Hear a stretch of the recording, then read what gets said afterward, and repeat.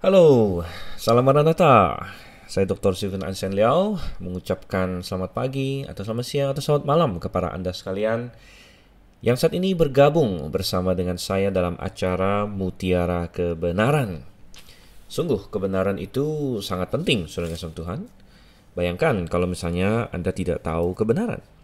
Nah, dalam banyak hal kita merasa bahwa itu akan menjadi suatu tragedi yang luar biasa. Misalnya, seorang anak yang tidak pernah belajar kebenaran matematika. Dia tidak bisa hitung-hitungan, dia tidak tahu 2 tambah 2 adalah 4 atau mungkin yang lebih kompleks. Ya, dia tidak tahu kali-kalian atau hal-hal yang lebih kompleks. Maka karena dia tidak tahu kebenaran matematika, ada banyak hal yang dia tidak bisa lakukan dalam hidup ini atau dia akan melakukannya dengan salah.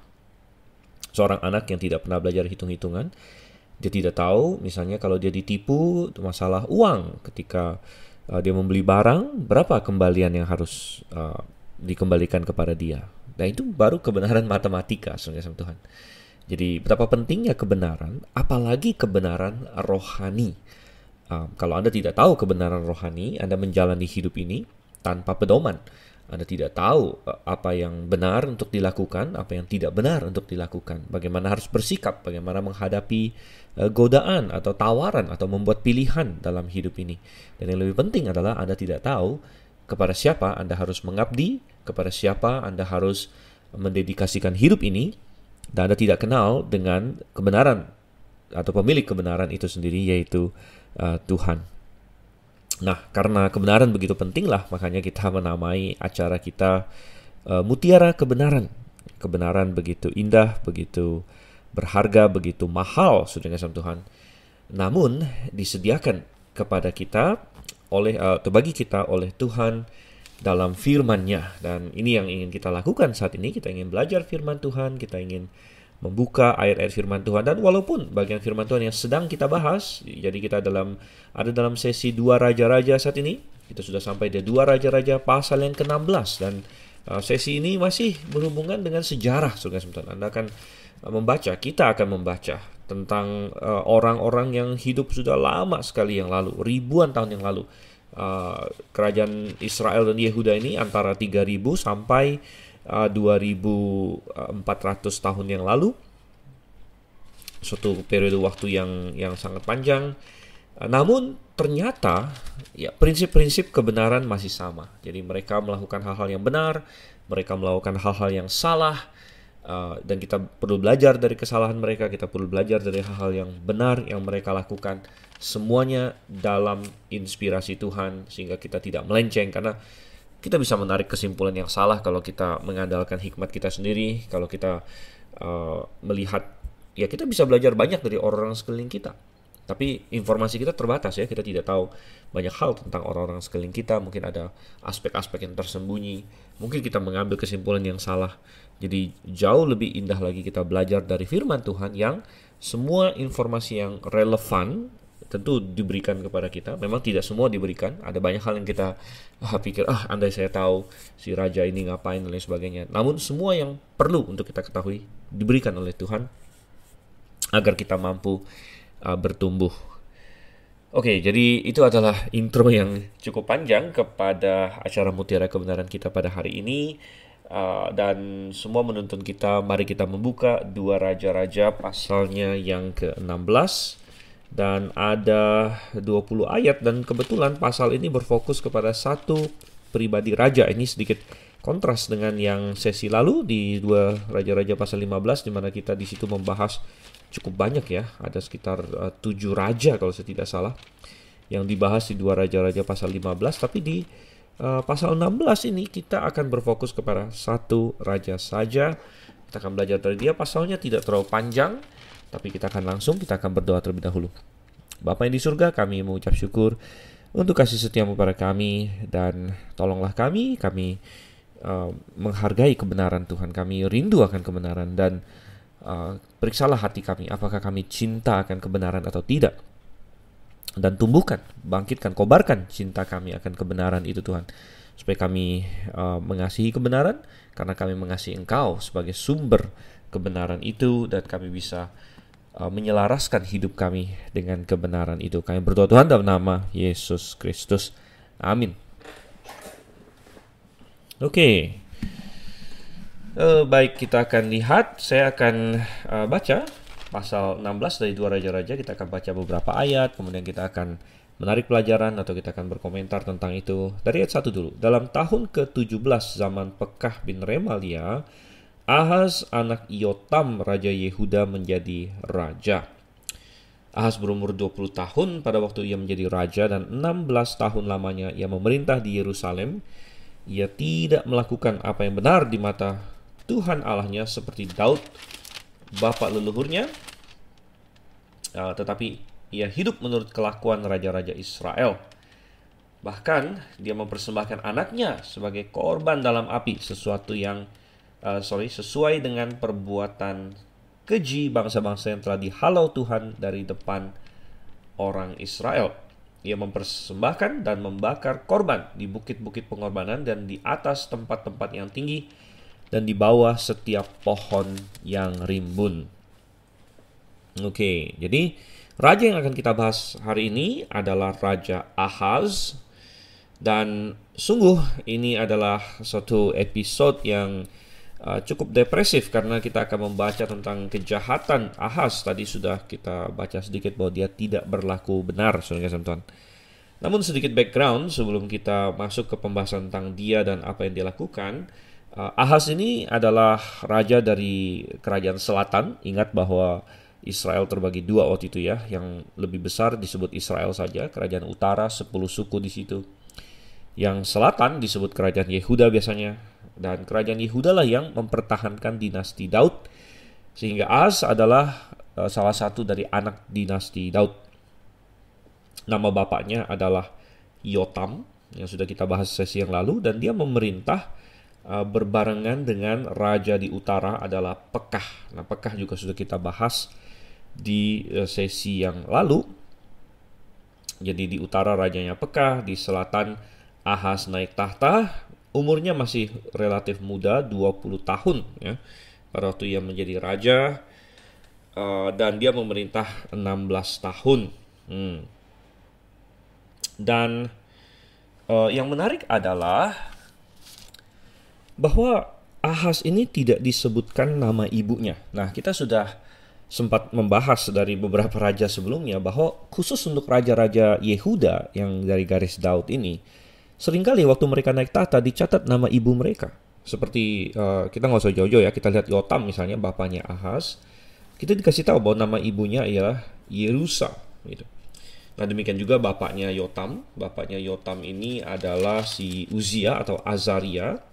Dan kita dikasih tahu juga nama ibunya ialah Yekholia, itu di pasal 15 ayat 2. Jadi kebanyakan atau hampir semua raja-raja Yehuda itu dicatatkan nama ibunya. Namun tidak demikian dengan Ahaz. Kita tahu bapaknya tentunya. Bapaknya adalah Yotam, raja sebelumnya. Tapi kita tidak diberitahu ibunya. Nah, ini menarik bagi saya. Karena kita membahas waktu kita melihat yang lain-lain bahwa nama ibu dicatat, salah satu efeknya, nah mungkin ada banyak alasan kenapa nama ibunya dicatat ya. Salah satunya adalah karena ada poligami, sehingga ini membantu menjelaskan ini anak dari istri yang mana. Tapi secara lebih signifikan secara rohani adalah bahwa ini menggarisbawahi peran bukan hanya ayah di dalam mempengaruhi perjalanan seorang anak atau seorang anak akan jadi seperti apa, tapi juga peran ibu begitu.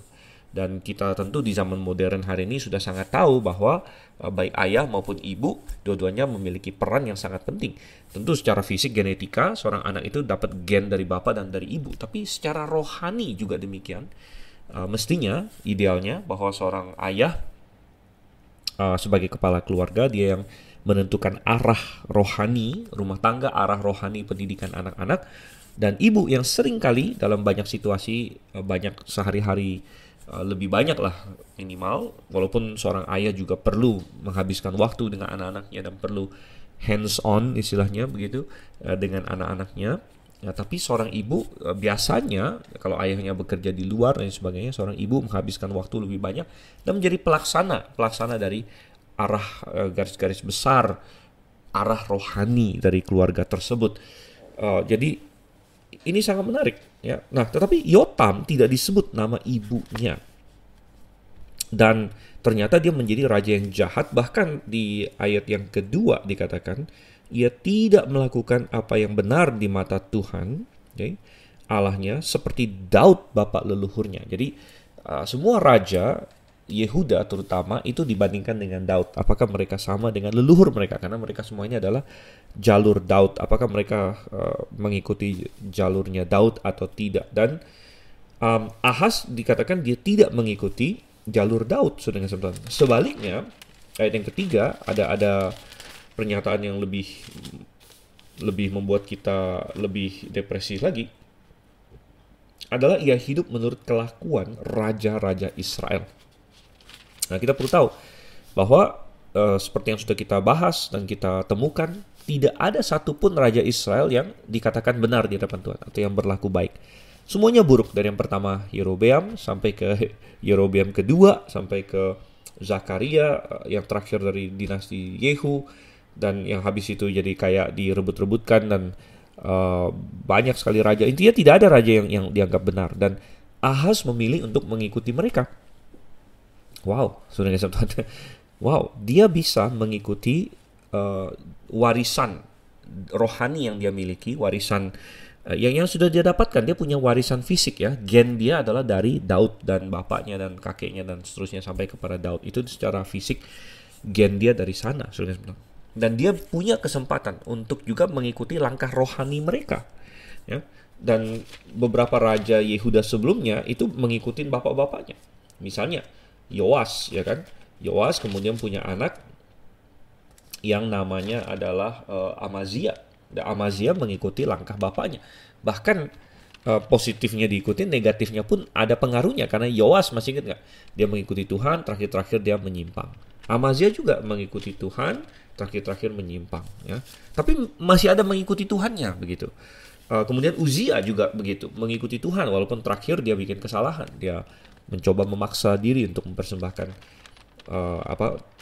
persembahan ukupan begitu. Nah, Yotam lebih baik ya, tidak dicatat kesalahan dia, tapi mereka semua berurut-urutan semuanya mengikuti teladan bapak-bapak mereka, minimal dalam hal mengikuti Tuhan, ya minimal di awal pemerintahan mereka begitu. Nah, Ahaz tidak. Nah, sekali lagi, dan tadi kita singgung bahwa nama ibunya tidak disebut, sepertinya ingin menggarisbawahi bahwa dia tidak mengikuti contoh orang tuanya, begitu, baik bapaknya, baik ibunya. Makanya nama ibunya tidak disebut di sini. Mungkin karena percuma gitu. Artinya penulis seolah-olah ingin menggarisbawahi bahwa ini bukan kesalahan ibunya, begitu. Sehingga nama ibunya tidak disebut di situ. Ini bukan kesalahan ibunya. Ahaz ini akhirnya tumbuh dan berkembang menjadi seorang yang tidak mengindahkan perkataan orang tuanya, tapi akhirnya lebih ikut kepada raja-raja Israel yang sebenarnya dibenci oleh Tuhan. Nah, saya ada sedikit mengecek, dan kalau yang saya cek ini benar, kalau saya tidak salah, dari semua raja-raja Yehuda sampai nanti terakhir yaitu Raja Zedekia, hanya ada 2 raja yang tidak disebut nama ibunya.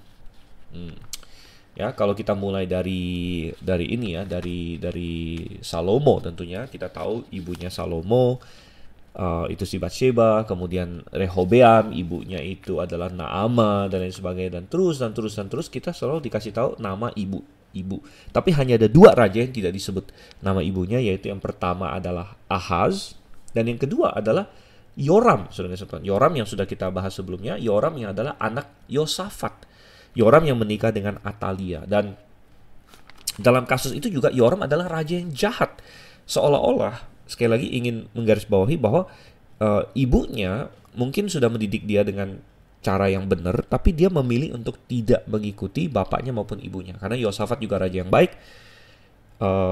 dan Yoram menikah dengan Atalia, dan Anda masih ingat apa yang dia lakukan ketika dia naik tahta? Dia bagaikan seorang raja bengis dari negara yang tidak kenal Tuhan. Dia membunuh semua saudaranya, saudara-saudara. Bayangkan, dia membunuh semua saudaranya hanya untuk mengokohkan tahtanya. Dan ini adalah sesuatu yang saya yakin pengaruh dari Atalia. Jadi dalam kasus Yoram, dia menyimpang adalah karena pengaruh dari istrinya, sehingga dia tidak mengikuti ajaran bapaknya Yosafat ataupun ibunya yang saya asumsikan juga orang yang baik, sehingga nama ibunya tidak dicatat oleh firman Tuhan di sini. Nah, demikian juga Ahaz, nama ibunya tidak dicatat, dia tidak mengikuti bapaknya, ya, dia mengikuti raja-raja Israel, mirip dengan Yoram ya, karena Yoram mengikuti raja Israel juga karena dia menikah dengan Atalia anaknya Ahab. Sehingga kita bertanya, kenapa Ahaz mengikuti kelakuan raja-raja Israel? Nah, kita tidak dikasih tahu persis apakah dia ada menikah dengan salah satu dari mereka, ya kita tidak tahu juga. Itu salah satu kemungkinan. Atau ya kita bilang bahwa entah kenapa kadang-kadang seseorang jadi terpukau oleh sesuatu dan mengikuti dosa, mengikuti kebejatan hatinya. Mungkin Ahaz merasa bahwa mengikuti Tuhan itu sulit, dia merasa bahwa itu mengekang dia, ada banyak hal yang dia tidak boleh lakukan, dia harus tunduk kepada Tuhan. Sedangkan raja-raja Israel sepertinya lebih bebas, lebih tidak terkekang dan lain sebagainya. Nah, mungkin hal seperti itu membuat dia merasa ingin mencontoh ya. Nah, ini ada pelajaran sebenarnya yang sangat luar biasa sekali mengenai bagaimana kita mendidik anak ya di dalam semua ini. Ada beberapa prinsip sebetulnya. Yang pertama, bahwa dari semua raja-raja ini kita melihat betapa penting dan betapa krusialnya peran orang tua ya kepada anaknya.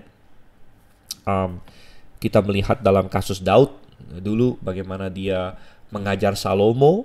Ya, kita tahu itu dari kitab Amsal. Ketika Salomo berkata, "Hai anakku, dengarkanlah kata-kataku seperti bapakku mengajar aku," gitu kan. Dan bandingkan dengan anak-anak Daud yang tidak dia ajar, seperti Adonia yang Alkitab berkata bahwa bapaknya tidak pernah menegur dia dan lain sebagainya. Jadi di satu sisi dan semua raja-raja yang lain ya, nama ibunya disebut, nama bapaknya disebut. Kita melihat peran penting orang tua gitu dalam mendidik anak.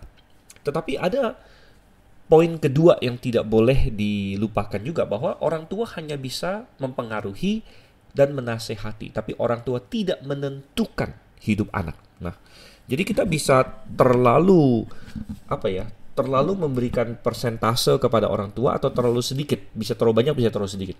Ya, terlalu sedikit kalau orang tua yang merasa saya ngapain aja anak saya, biarin aja lah gitu kan, suka-suka dia. Nah, dia dalam hal ini orang tuanya tidak memahami tanggung jawab dia gitu, dan bahwa dia memiliki pengaruh yang besar kepada anaknya. Tapi kita juga bisa terlalu banyak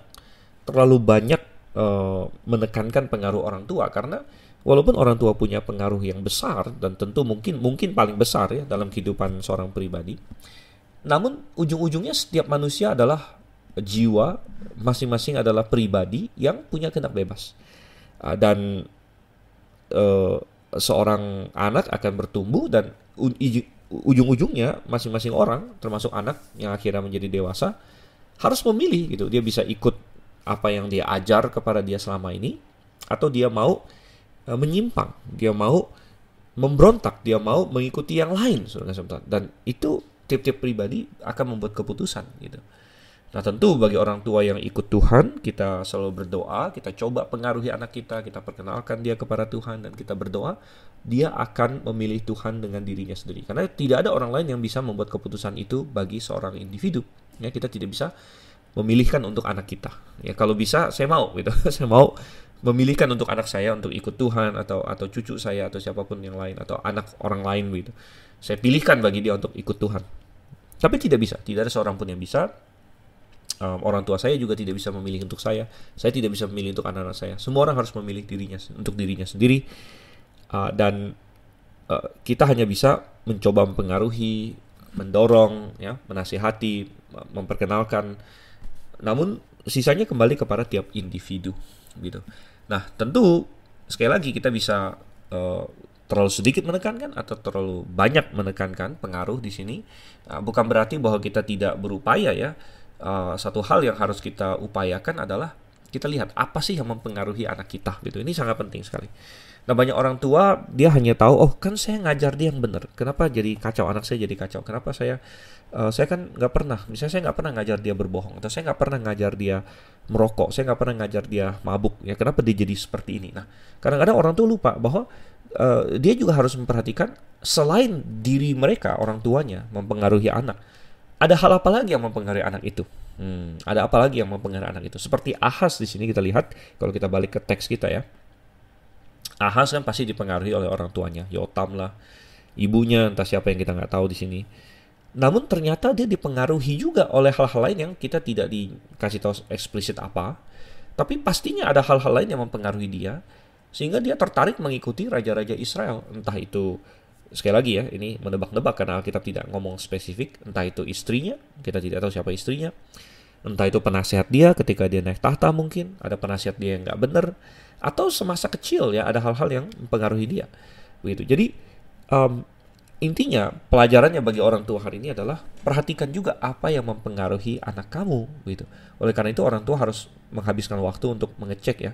Misalnya pertemanan anaknya, ya, lingkungan sekolah anaknya seperti apa. Banyak sekali kejahatan dan kerusakan anak itu karena pergaulan yang nggak benar, saudara-saudara. Ya, dia bergaul dengan hampir semua orang merokok karena ada temannya merokok. Karena rokok itu bukan sesuatu hal yang enak sebenarnya gitu.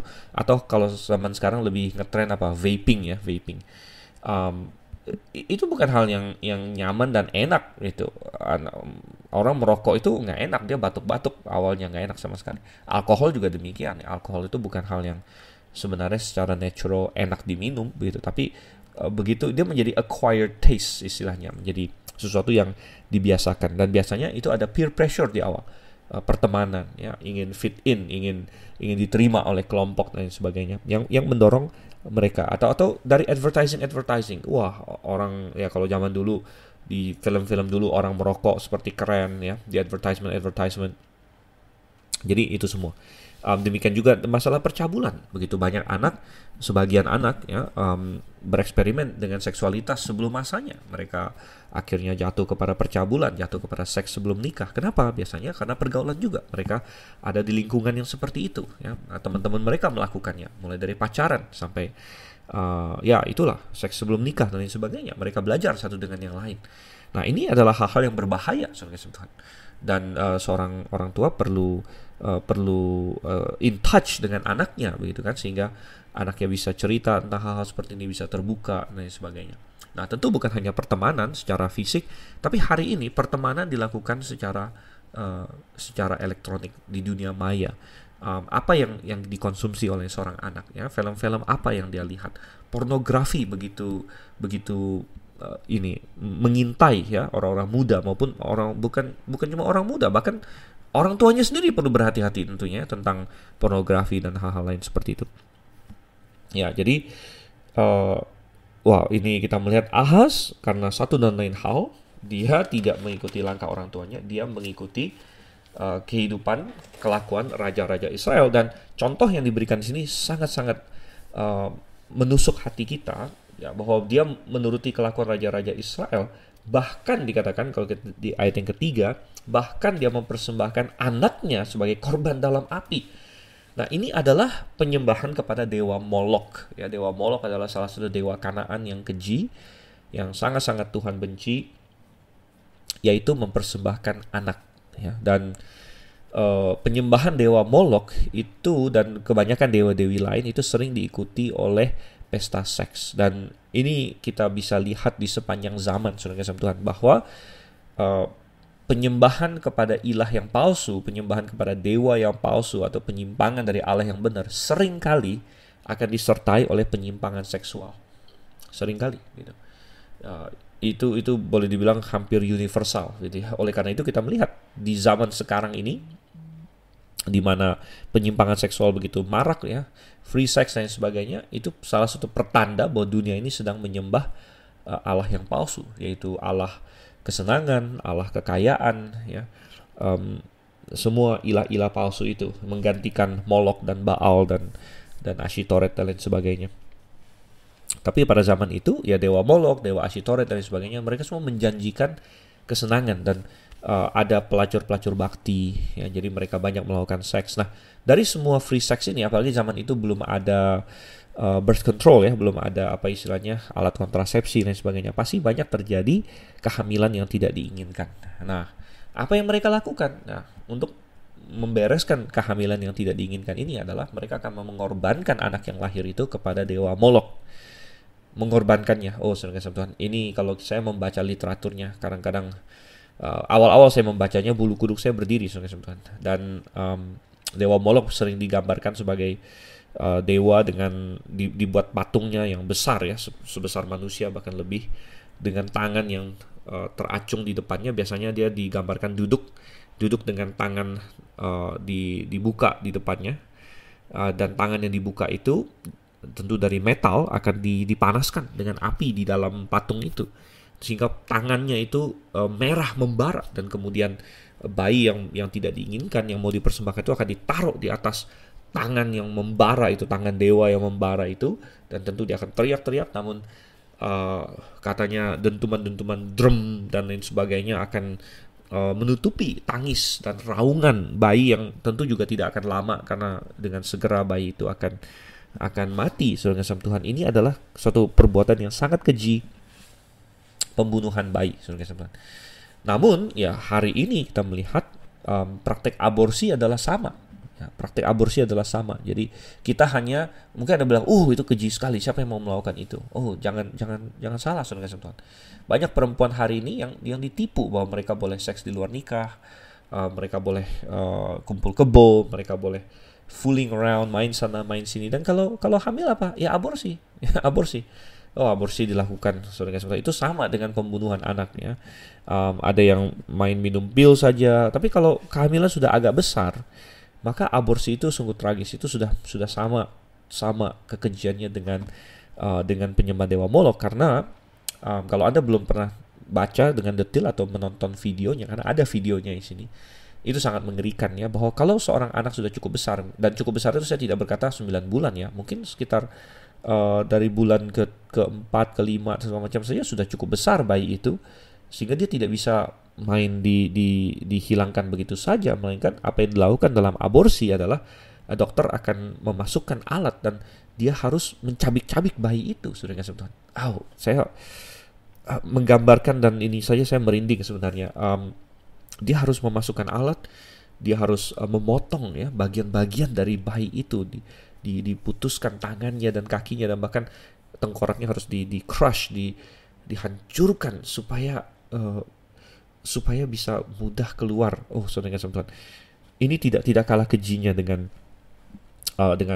Molok sebenarnya. Tapi ini semua keji. Molok adalah hal yang keji, dan begitu kejinya hal ini sehingga dikatakan di sini bahwa ini sesuai dengan di ayat 3 tadi ya, sesuai dengan perbuatan keji bangsa-bangsa yang telah dihalau Tuhan dari hadapan orang Israel. Dan wow, ini adalah alasan Tuhan memberitahu kita di sini, alasan kenapa Tuhan menghancurkan Kanaan. Ya, salah satunya adalah karena dosa mereka, termasuk dosa penyembahan kepada Molok ini. Nah, ini memberitahu kita karena banyak orang yang tidak suka Alkitab, pembenci Tuhan, pembenci Alkitab, sering menyerang orang Kristen, menyerang Alkitab dengan berkata, kenapa Tuhan kalian menyuruh genosida? Nah, ini satu kata yang ini ya, inflamatori, yang sering mereka pakai ya, bahwa orang Israel melakukan genosida, bahwa Tuhan menyuruh melakukan genosida terhadap orang Kanaan dengan membantai mereka dan lain sebagainya. Tapi selain kasih Tuhan, justru Alkitab memberitahu kita bahwa orang Israel bukan diperintahkan Tuhan, dan Tuhan tidak pernah memerintahkan orang Israel untuk menghancurkan Kanaan karena ras mereka atau karena etnisitas mereka. Oh tidak, saudara. Bahkan orang-orang Kanaan ada yang diterima masuk ke dalam Israel. Contohnya Rahab bahkan menikah dengan orang Israel, bahkan menjadi nenek moyangnya Mesias. Tidak ada yang masalah dengan etnisitas mereka, ras mereka. Yang menjadi masalah adalah dosa mereka ya. Dan karena dosa itulah maka mereka dihakimi, termasuk dosa menyembah Molok, mempersembahkan anak ke dalam api Molok di sini. Ini yang Tuhan hakimi dan yang Tuhan suruh orang Israel untuk menghancurkan mereka. Dan buktinya ketika Israel jatuh kepada penyembahan yang sama seperti yang dilakukan oleh Ahaz di sini, dan yang akan diteruskan oleh generasi-generasi selanjutnya, maka mereka akan menerima hukuman yang sama. Tuhan akan membasmi mereka keluar dari negeri itu. Dan walaupun itu belum terjadi di generasi Ahaz, karena masih ada yang cukup baik, masih orang Israel pada umumnya yang lain masih baik dan banyak yang menentang dia. Namun ya, akhirnya akan digenapi. Ya, jadi kita bisa langsung pada titik ini berkata bahwa semua yang berkata bahwa orang Israel bertindak karena diskriminasi rasial, karena genosida, itu salah total. Mereka melaksanakan hukuman Tuhan atas dosa, bukan atas kebencian rasial. Banyak orang-orang Kanaan yang berpaling kepada Tuhan yang benar diterima oleh orang Israel, masuk ke dalam penyembahan Tuhan yang benar. Ya, Rahab tadi sudah kita sebut, Uria yang sering disebut sebagai orang Het, masih banyak yang lain ya. Ruth yang tadinya adalah orang Moab dan lain sebagainya. Banyak mereka semua diterima masuk ke dalam masyarakat Israel. Tidak ada, dan Tuhan tidak pernah memerintahkan kebencian terhadap suku tertentu, ya, tetapi Tuhan membenci dosa, ya, dan Tuhan punya hak untuk menghukum orang-orang berdosa, termasuk bangsa-bangsa dan kelompok-kelompok yang berdosa, sekalipun itu satu kelompok etnis, ya, satu kelompok bangsa atau satu kelompok keturunan tertentu. Dan ketika mereka berdosa, Tuhan punya hak untuk menghancurkan mereka sepenuh-penuhnya. Oke. Jadi ini yang kita lihat dari kejahatan si Ahaz. Kita baca lebih lanjut lagi di ayat yang kelima di sini. Pada waktu itu majulah Rezin raja Aram dan Pekah bin Remalia raja Israel untuk memerangi Yerusalem, dan mereka mengepung Ahaz, tetapi mereka tidak dapat mengalahkan dia. Pada masa itu Rezin raja Aram mengembalikan Elat kepada Edom, lalu ia mengusir orang-orang Yehuda dari Elat. Datanglah orang-orang Edom ke Elat dan diam di sana sampai hari ini. Baik, dan secara geopolitik pada waktu itu bangsa-bangsa lain ada yang mulai sangat kuat sekali, termasuk Asyur yang jauh di sebelah timur. Dan Asyur memberikan tekanan yang berat ya kepada Aram dan kepada Israel di sebelah utara. Dan sepertinya Yehuda punya hubungan yang cukup baik dengan Asyur pada waktu itu, ya. Sehingga Israel dan Aram yang bersekutu untuk menentang Asyur merasa bahwa mereka perlu menghancurkan Yehuda di belakang, di selatan mereka, supaya mereka lebih gampang berhadapan dengan Asyur. Nah, ini semua ada dicatat juga secara lebih terperinci lagi di 2 Tawarik misalnya, ya, di 2 Tawarik pasal yang ke 28, cerita tentang Ahaz yang lain.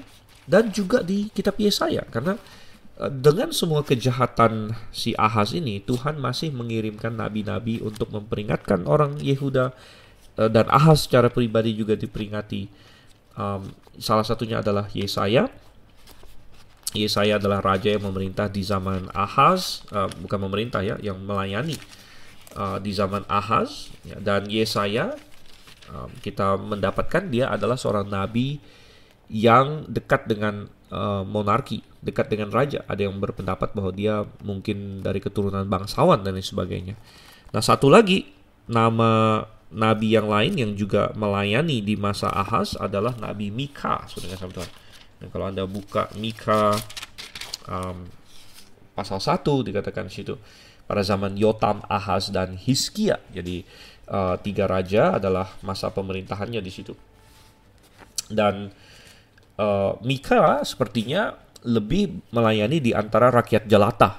Ya, itu kesannya kalau kita membaca Yesaya banyak berurusan dengan raja-raja, dia ketemu dengan Ahaz, dia ketemu dengan pembesar-pembesar, dia ketemu dengan imam-imam dan lain sebagainya. Jadi sepertinya Yesaya melayani di Yerusalem, dan Mika melayani mungkin di tempat lain, mungkin di dekat rakyat dan lain sebagainya. Tapi 2 nabi ini, dan ada lagi yang lain yang Tuhan bangkitkan untuk mengingatkan bangsa Yehuda akan kejahatan mereka. Dan ya, pada masa itu Pekah raja Israel, kemudian Rezin raja Aram memutuskan untuk menyerang Yehuda, dan ini dikisahkan di Yesaya, di 2 Tawarik, ya.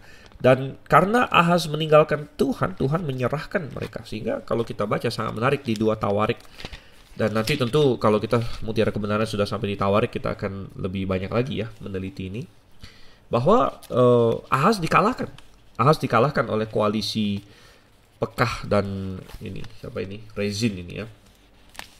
Dan ratusan ribu orang mati, ratusan ribu pasukan mati, dan 200.000 orang ini Yehuda ditawan, saudara-saudara. Ditawan ya, perempuan-perempuan, anak-anak ditawan, ya, dibawa, dipaksa untuk berjalan ke Samaria. Banyak di antara mereka telanjang. Namun ada satu hal yang luar biasa terjadi, yaitu ada seorang nabi Tuhan namanya Oded. Nah, ini ada di 2 Tawarik 28 ayat 9, yang datang ke Samaria dan berkata, nggak boleh kalian seperti ini, ya, kalian juga banyak dosanya, hai Israel di utara, balikkan mereka kepada saudara-saudara mereka. Dan ternyata orang-orang Israel yang menang itu mendengarkan kata-kata Nabi Oded ini dan mengembalikan tawanan itu. Ini salah satu insiden. Jadi Rezin dan Pekah mengalahkan pasukannya Ahaz.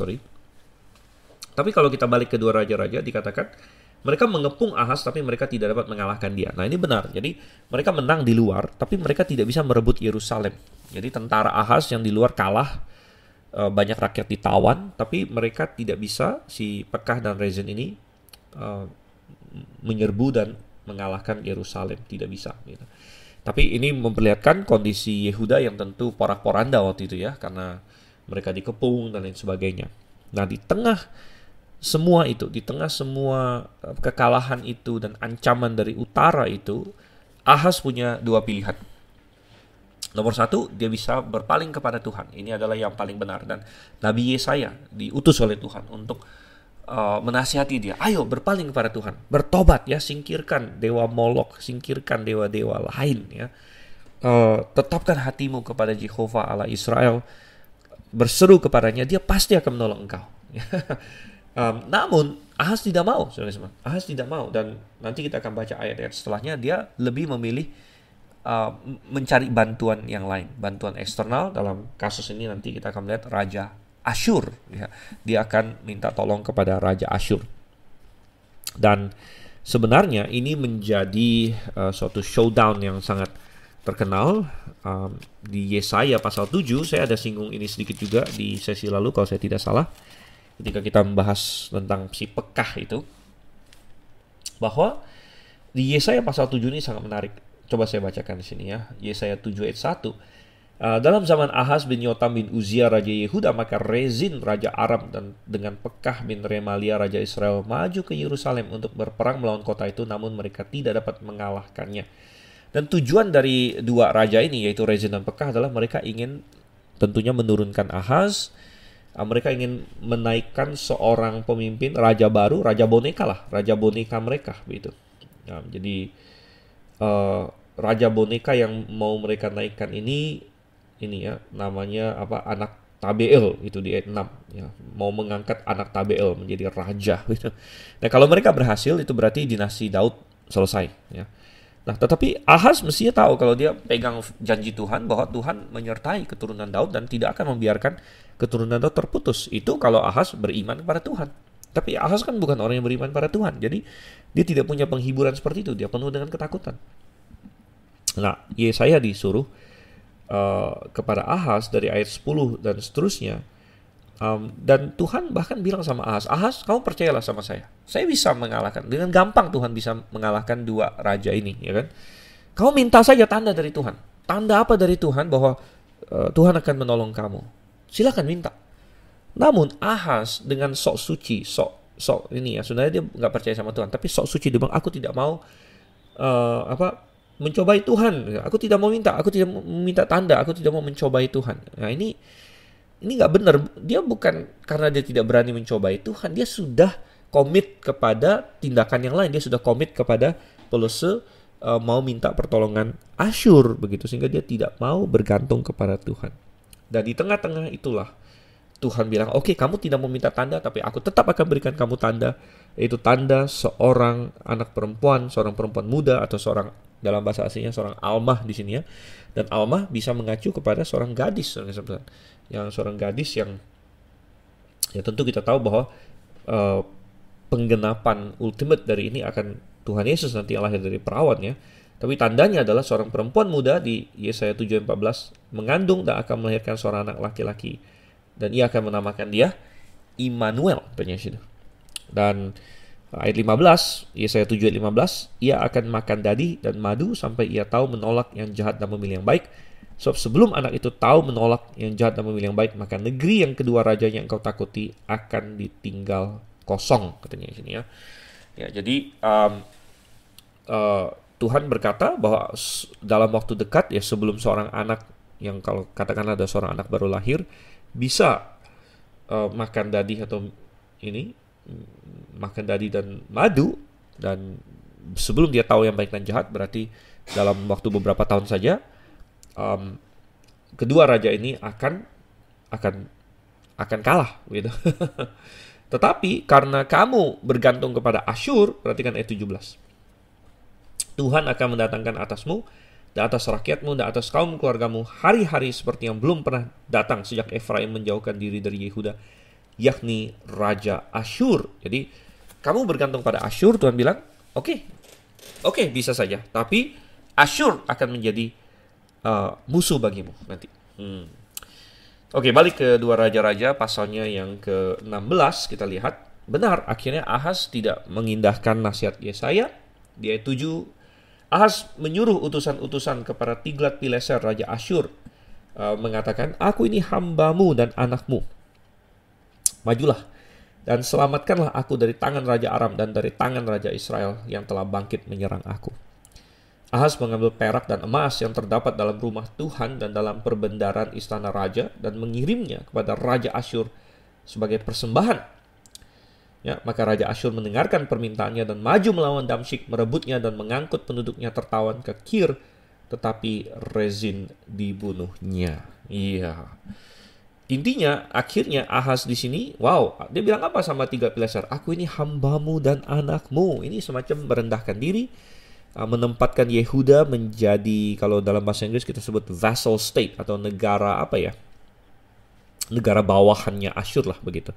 Vassal state, dan yang mungkin harus tunduk, mungkin harus kasih upeti. Dan memang benar, dia merampok rumah Tuhan untuk kirim upeti atau sebagai sogokan kepada Raja Asyur di sini.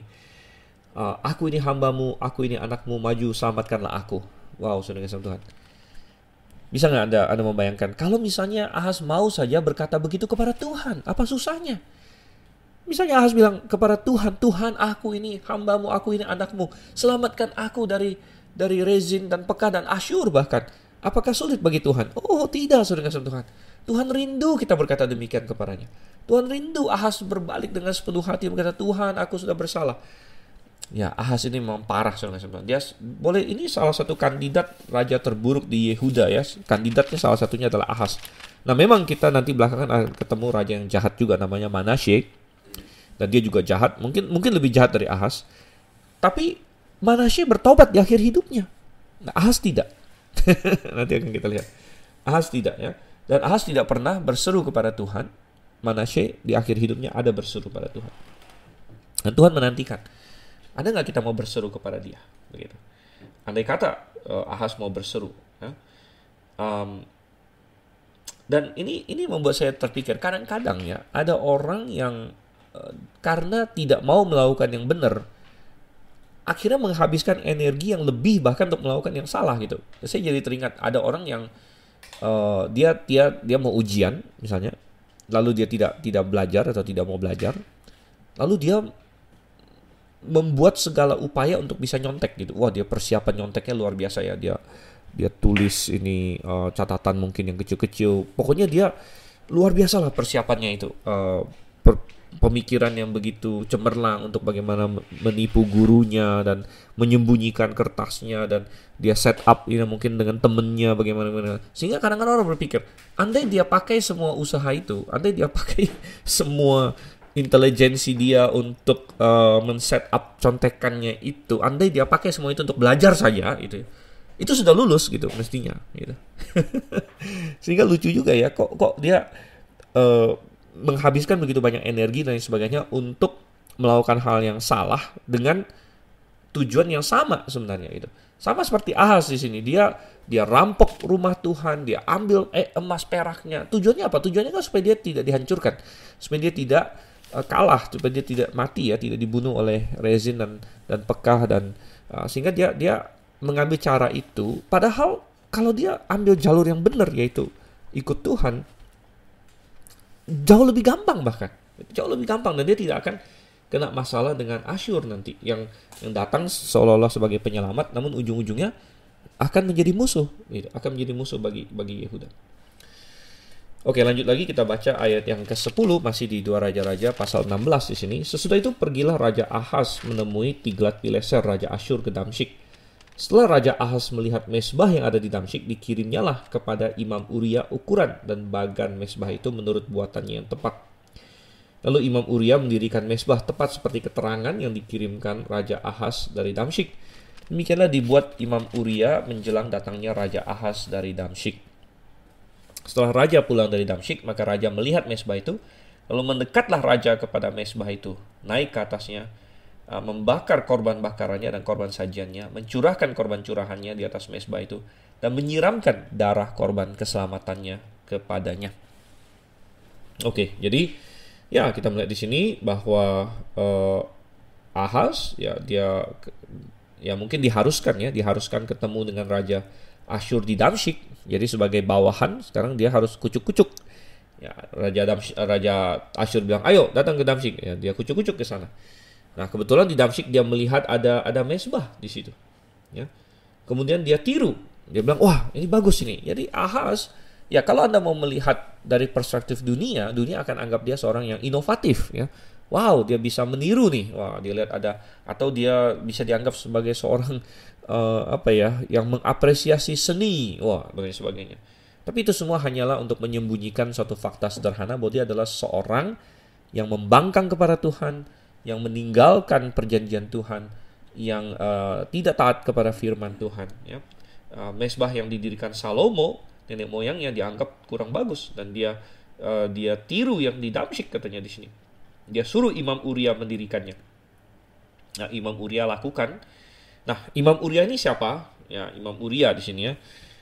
Dan kita bisa berargumen bahwa Imam Uria ini mungkin dia dipaksa karena ini perintah raja, bisa jadi juga.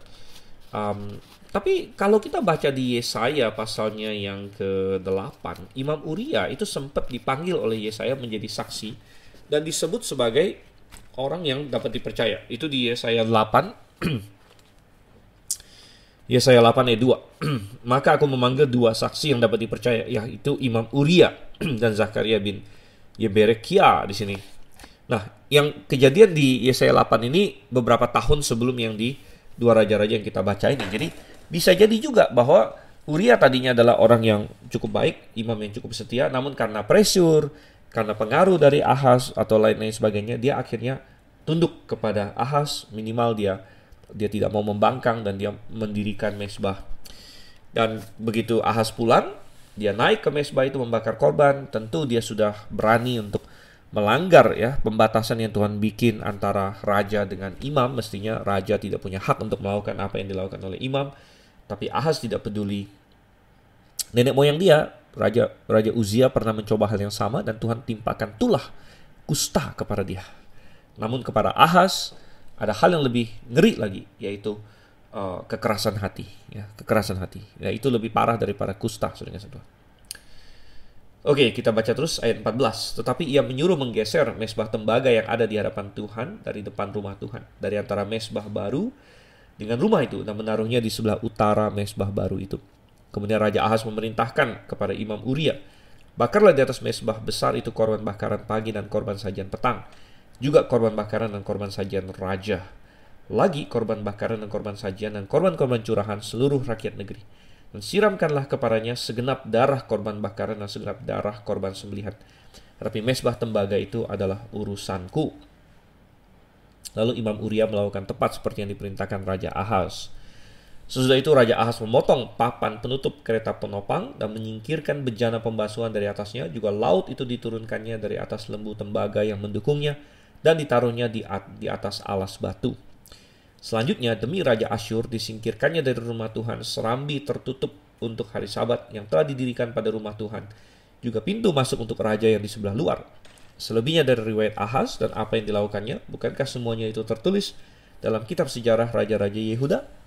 Kemudian Ahaz mendapat perhentian bersama-sama dengan nenek moyangnya dan ia dikuburkan di samping nenek moyangnya di kota Daud. Maka Hizkia anaknya menjadi raja menggantikan dia. Wow. Ahaz berlanjut di sini, dia bukan saja memasukkan penyembahan yang palsu, uh, tapi dia juga menyingkirkan penyembahan yang asli. Dia menggeser ya alat-alat penyembahan Tuhan yang biasa dipakai oleh imam, mesbah yang lama, ya bejana-bejana yang lama, um, segala kereta-kereta penopang yang ada kita baca di satu raja-raja waktu Salomo mendirikan bait suci, semua dia singkirkan, saudara kasih Tuhan. Dan memang benar, tidak ada ruang sebenarnya untuk dua macam penyembahan. Ya, tidak ada ruang. Kalau Anda mau menyembah Tuhan, Anda harus menyingkirkan penyembahan yang lain. Dan kalau Anda mulai tertarik kepada yang lain, maka Tuhan akan tersingkir. Dan sebenarnya apa yang dilakukan oleh Ahaz ini hanyalah suatu progresi yang natural. Ketika dia mulai menyimpang, dia akhirnya komit kepada yang lain, maka yang Tuhan punya akan digeser, akan diturunkan, akan dilupakan, dan akan dipojokkan, saudara kasih Tuhan. Dan ya, kita tidak tahu Imam Uria tadi kita bilang dia ikut-ikut saja. Mestinya dia menentang, sama seperti di zaman leluhurnya yaitu Uzia. Imam-imam dengan tegas menentang Uzia, ya. Namun Uria tidak dengan tegas menentang dia, mungkin dia takut dibunuh dan sebagainya. Nah, kita tahu masih ada kesaksian bagi Ahaz dalam diri seperti tadi ya, Nabi Yesaya, Nabi Mika dan sebagainya. Namun Ahaz sepertinya menutup telinga kepada mereka, sehingga sampai ke akhir hidupnya tidak ada tercatat bahwa dia bertobat, tidak ada tercatat bahwa dia berseru pada Tuhan. Hanya dikatakan dia mendapat perhentian bersama-sama dengan nenek moyangnya. Dan satu-satunya yang positif dari Ahaz adalah bahwa dia melahirkan seorang anak yang namanya Hizkia. Yang akan kita bahas nanti di pasal-pasal selanjutnya. Namun Ahaz kita bisa tutup sebagai salah satu raja terburuk di Yehuda, ya, karena dia memerintah cukup lama. Ya, ada raja-raja lain ya yang memerintah tapi yang buruk, yang tapi sebentar doang ya, seperti Abiam itu sebentar, Ahazia juga sebentar, Yoram tidak terlalu lama juga. Namun si Ahaz ini dia memerintah 16 tahun, cukup lama. Ya, salah satu raja terburuk ya, bersama dengan Manasye dan yang lainnya yang akan bersumbangsih kepada hancurnya kerajaan Yehuda. Sungguh pelajaran yang indah bagi kita. Mari kita terapkan dalam hidup Bapak Ibu Saudara yang kasih Tuhan, dan mutiara kebenaran kiranya terus menjadi berkat, terus dalam firman Tuhan, terus mengejar Tuhan, mengejar kebenarannya. Sampai ketemu. Salam Maranatha. Saya Dr. Steven Liao. Sampai di sini.